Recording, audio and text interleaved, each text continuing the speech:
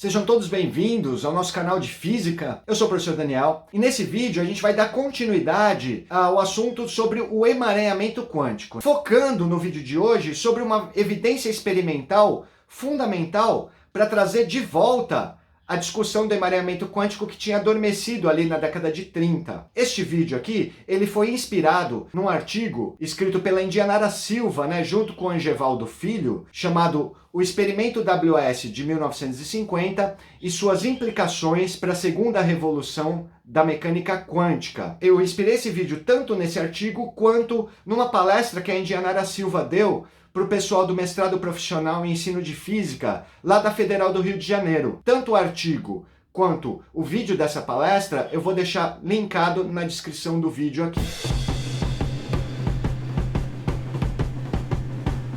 Então nesse vídeo a gente vai continuar falando sobre o emaranhamento quântico. Ele é a continuidade do nosso vídeo anterior, no qual eu explico o que é o emaranhamento quântico, eu vou demonstrar historicamente como ele surge, em que contexto ele surge. Então eu recomendo fortemente que você assista o vídeo anterior antes de assistir esse. Está linkado aqui na descrição. Então para esse vídeo não ficar muito longo, eu vou retomar de onde eu parei no vídeo anterior. Neste vídeo de hoje, a gente vai discutir o que seria a primeira evidência experimental do emaranhamento quântico. Então, no decorrer do vídeo, vocês vão entender por que eu coloquei entre aspas aí,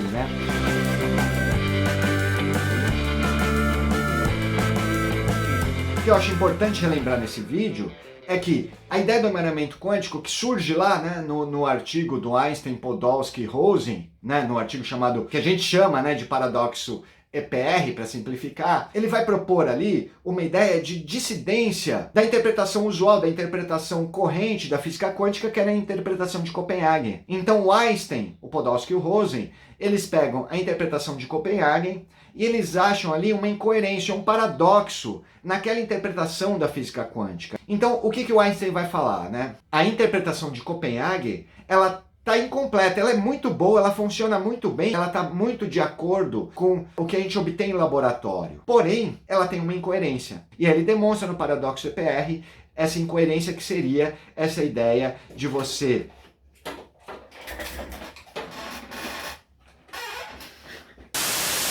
Então ele demonstra no paradoxo EPR que a incoerência estava justamente nessa ideia de que, pela interpretação de Copenhagen, se você tivesse duas partículas separadas, não importa a distância que elas tivessem, se você interagisse com essa, a outra ia ter que responder essa interação imediatamente. Claro, se essas partículas tivessem tido ali uma interação prévia, e se separaram, estariam emaranhadas, e ao interagir com essa aqui, não importa a distância que elas estão, essa outra pode estar a qualquer distância, ela vai responder imediatamente a interação que ocorreu nessa. Isso quebra a ideia de localidade e também isso contradiz a teoria da relatividade, que diz que nenhuma informação pode caminhar instantaneamente. E isso criava ali uma tensão entre a física quântica e a relatividade. Então Einstein mostra isso e fala, isso não pode acontecer.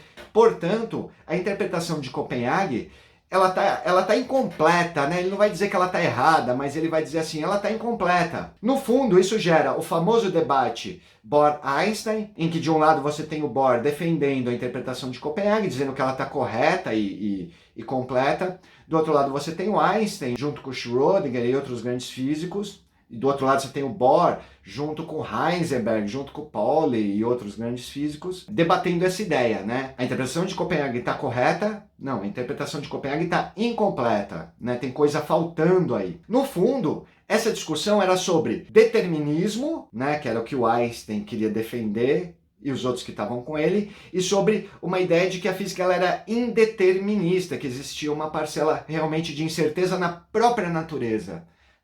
E não numa incerteza que tem a ver com a nossa ignorância. A gente já fez essa discussão e outras vezes eu não vou entrar nesse mérito aqui. Eu quero chamar a atenção que era esse o debate que existia entre o Bohr e o Einstein, ali naquela época. E ele é muito profundo, porque ele é um debate sobre os fundamentos da física quântica.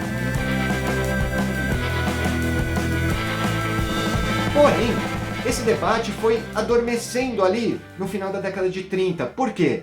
Porque era muito difícil você ter comprovações experimentais que tendessem para qualquer um dos lados. E a ideia do paradoxo EPR foi adormecendo. Não que esse problema tivesse sido resolvido, Ele não foi resolvido, não lá naquela época, Só que ele foi adormecido.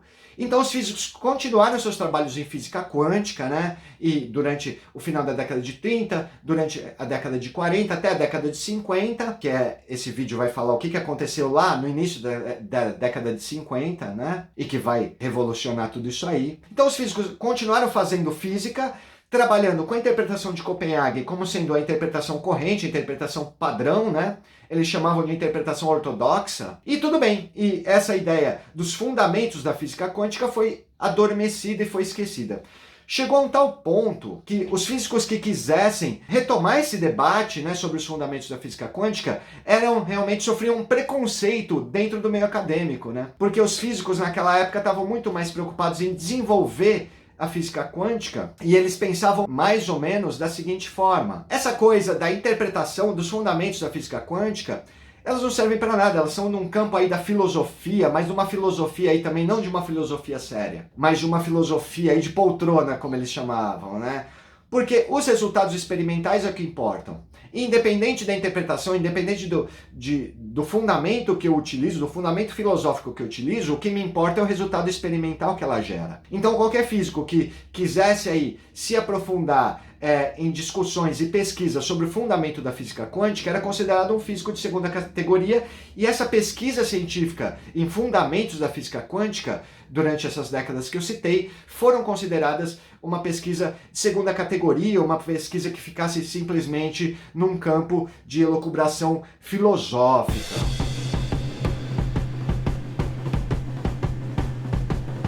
Em 1946, um físico estadunidense chamado John Wheeler vai se inspirar num trabalho realizado pelo Dirac, né, alguns anos antes. O Paul Dirac, eu vou fazer um vídeo só sobre esse físico britânico chamado Paul Dirac. Ao tentar unificar o formalismo da física quântica com o formalismo da relatividade, ele descobre uma coisa muito interessante, que é a questão da antimatéria. Eu vou fazer um vídeo sobre isso, não se preocupe, eu não vou me aprofundar nesse assunto nesse vídeo aqui, eu vou fazer um vídeo só sobre o Paul Dirac e sobre a descoberta da antimatéria, ok? Mas o Paul Dirac tinha trabalhado na questão da antimatéria, e ele demonstra, teoricamente, que se eu tenho matéria e antimatéria, se elas se encontram, elas se aniquilam, ou seja, a matéria ali deixa de existir e elas geram dois fótons. Isso é o trabalho do Dirac, tá? Não é do Wheeler, não, do Dirac. Se eu tenho matéria e antimatéria, elas se aniquilam, ao se aniquilar, eu tenho que continuar conservando carga, energia, quantidade de movimento, tanto linear quanto angular. Se você tem um elétron, a antimatéria do elétron é o pósitron, né? Ele é exatamente igual a um elétron, porém, é a mesma massa e tudo mais, porém, ele tem uma carga positiva. Se um elétron e um pósitron se encontram, eles se aniquilam. Eles deixam de existir como elétron e pósitron, só que como a energia tem que se conservar, eles vão gerar dois fótons. Os fótons, como vocês sabem, eles não têm carga. Então tinha uma carga positiva e outra carga igual. Uma carga negativa e outra carga igual positiva. Ao se encontrarem, eu vou ter uma carga total igual a zero. Os fótons têm carga igual a zero, a carga se conserva. A quantidade de movimento linear tem que se conservar. Então cada fóton sai na mesma direção em sentidos opostos, né, de forma que a quantidade de movimento também se conserva. A gente discute isso bastante no vídeo anterior. O Wheeler, ele vai dizer o seguinte, baseado nesse trabalho do Dirac: se eu tenho a conservação da energia, a conservação da quantidade de movimento, tanto linear quanto angular, para eu conservar a quantidade de movimento angular, esses fótons, eles têm que sair na mesma direção em sentidos opostos, porém, eles também têm que ter uma polarização perpendicular entre si. Essa polarização perpendicular entre os fótons é que vai gerar a conservação da quantidade de movimento angular. Mas afinal de contas, o que é polarização?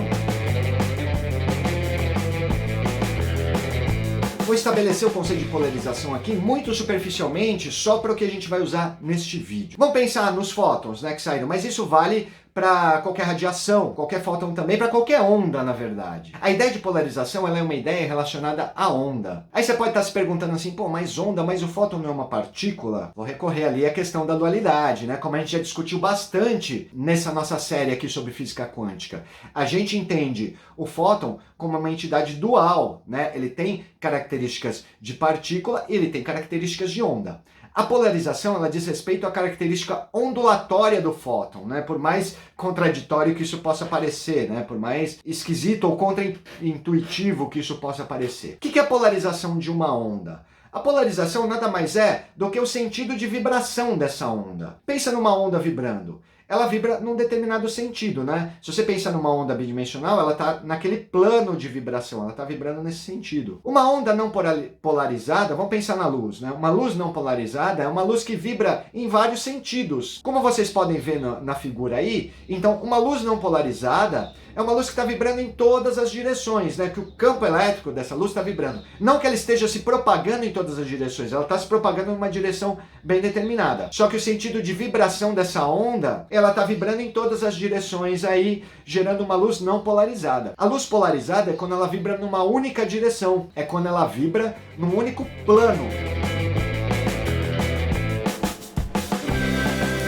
Então, voltando a falar do Wheeler aqui, na verdade, o que o Wheeler está afirmando nesse artigo de 1946 é que quando eu tenho um par de matéria e antimatéria, né, por exemplo, um elétron e um antielétron, né, que a gente chama de positron, e quando eles se aniquilam, eles vão gerar dois fótons que vão conservar a quantidade de movimento, vão conservar a energia. Só que o que o Wheeler afirma, e que é novidade nesse artigo, é que também nessa aniquilação em que você gera dois fótons, você vai ter uma relação entre a polarização desses fótons, né? Aí que está a novidade do Wheeler, e é isso que eu quero chamar a atenção nesse vídeo. Quando existe aniquilação entre matéria e antimatéria, isso gera dois fótons, né, que saem em direções opostas, conservando a quantidade de movimento. A polarização desses fótons tem que ser perpendicular, ou em outras palavras, se um dos fótons sai com a polarização nesse plano aqui, né, com a vibração do campo nesse plano, o outro tem que sair com a vibração de campo nesse plano. Claro, em direções opostas.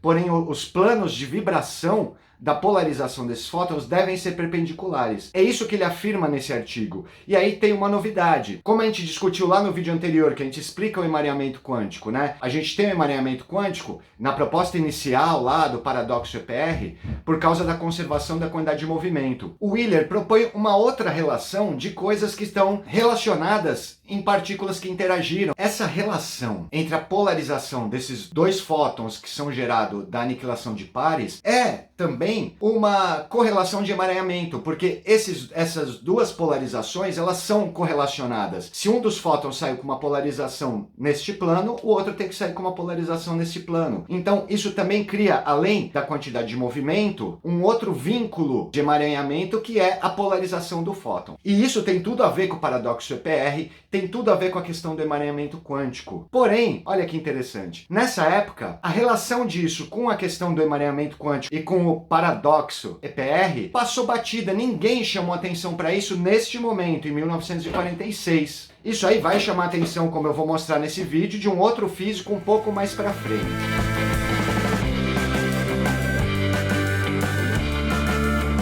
No artigo de 1946 que ele publica essa hipótese, nesse mesmo artigo ele publica de uma forma bastante bem detalhada um possível experimento que demonstraria essa hipótese experimentalmente, né? A questão é a seguinte, alguns físicos experimentais pegam esse artigo do Wheeler e vão testar essa hipótese em laboratório experimentalmente. Todos os experimentos até 1950 não obtiveram bons resultados ou resultados com uma precisão necessária para confirmar a hipótese do Wheeler. É nesse momento da nossa história que entra uma física chinesa chamada Shen-Xiong Wu.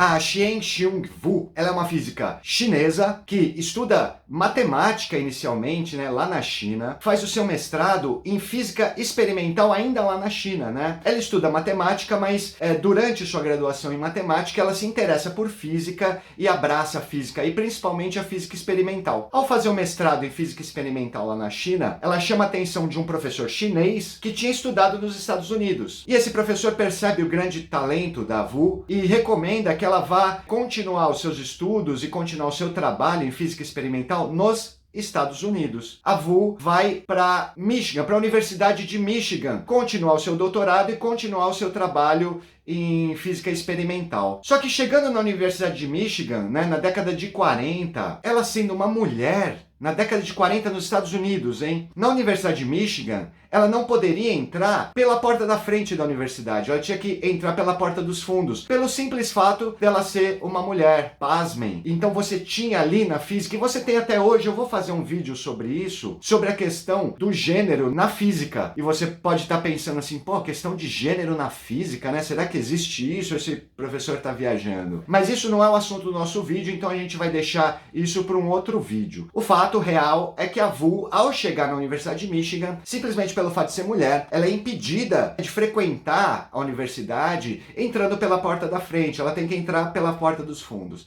Esse fato dela não poder entrar pelo hall principal, né, na Universidade de Michigan, faz com que ela desista, ela se sente humilhada, né, com toda razão por causa desse impeditivo, né, que é um impeditivo de gênero absurdo, e ela vai para a Universidade de Berkeley. Ela se estabelece na Universidade de Berkeley, que era um pouco mais progressista. Ela podia entrar pela porta da frente, né? Ela se estabelece lá, faz o seu doutorado lá, ela conhece o Oppenheimer. Você sabe que o Oppenheimer, ele estava liderando o projeto Manhattan, que era o projeto da produção da bomba atômica. E ele percebe o grande talento experimental da Vu e ele convida a Vu para participar do projeto Manhattan. O trabalho da Vu no projeto Manhattan foi importantíssimo. O trabalho mais importante da carreira da Vu vai ser feito em 1956, quando ela resolve um problema sobre a simetria do decaimento beta. Inclusive, por esse trabalho que ela desenvolve em 1956, você tem o Prêmio Nobel de 57, o Prêmio Nobel de Física de 1957, vai para dois cientistas chineses, dois físicos chineses, que se inspiram no trabalho da Vu, e a Vu nem sequer é citada, nem sequer é nomeada para o Prêmio Nobel. Essa foi uma das maiores injustiças de gênero do Prêmio Nobel de todos os tempos. Não é sobre isso que a gente vai falar no vídeo de hoje, não, sobre esse trabalho de 1956. No vídeo de hoje, a gente vai falar de um experimento que ela realiza em 1950, junto com um aluno dela de doutoramento, né, um aluno que ela estava orientando no doutorado, que é o Irving Shakhnov. Eles realizam um experimento que é justamente para demonstrar aquela correlação entre os planos perpendiculares de dois fótons, da polarização de dois fótons que são emitidos durante a aniquilação de pares.